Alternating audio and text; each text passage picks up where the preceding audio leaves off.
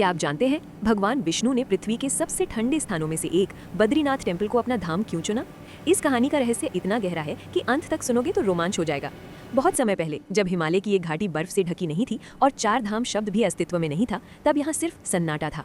और उस सन्नाटे के बीच दो महान ऋषि कठोर तपस्या में लीन थे, नर और नारायण। ये कोई साधारण ऋषि नहीं थे, ये स्वयं भगवान विष्णु के ही दो रूप थे, दो शरीर लेकिन एक ही आत्मा। उनकी तपस्या इतनी प्रचंड थी कि उसकी ऊर्जा पूरे हिमालय में अग्नि की तरह फैल रही थी। चारों ओर कड़ाके की ठंड, तेज हवाएं, गिरती बर्फ, लेकिन फिर भी विष्णु अचल थे, समाधि में लीन, समय से परे। तभी दूर से माँ लक्ष्मी ने उन्हें देखा। उन्होंने समझ लिया कि ये तपस्या एक दिव्य शरीर को भी नष्ट कर सकती है। अपने प्रभु की रक्षा के लिए वो उन बर्फीले पहाड़ों तक पहुंची, और जब उन्होंने विष्णु को पूरी तरह बर्फ में ढका देखा तो उन्होंने एक ऐसा निर्णय लिया जिसने इस पूरी घाटी को हमेशा के लिए बदल दिया। माँ लक्ष्मी ने स्वयं को एक बद्री वृक्ष में परिवर्तित कर लिया, एक ऐसी छाया जो हजारों वर्षों तक भगवान विष्णु को हिमालय की कठोर ठंड से बचाती रही। इसीलिए वो बनी बद्री और विष्णु कहलाए नाथ, यानी बद्रीनाथ। समय बीतता गया और कलयुग के आगमन पर भगवान विष्णु ने अपना दृश्य रूप त्याग दिया। उनकी दिव्य मूर्ति अलकनंदा नदी के पवित्र जल में समा गई। सदियां बीत गईं। फिर एक दिन एक युवा संत हिमालय पहुंचे, आदि शंकराचार्य।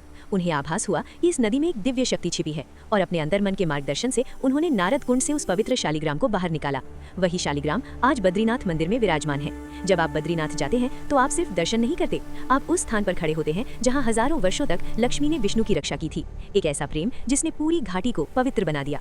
इसीलिए कहा जाता है ये वो स्थान है जहाँ भगवान विष्णु सदा लक्ष्मी की छाया में विराजमान है। ओम नमो नारायणाय। जय बद्री।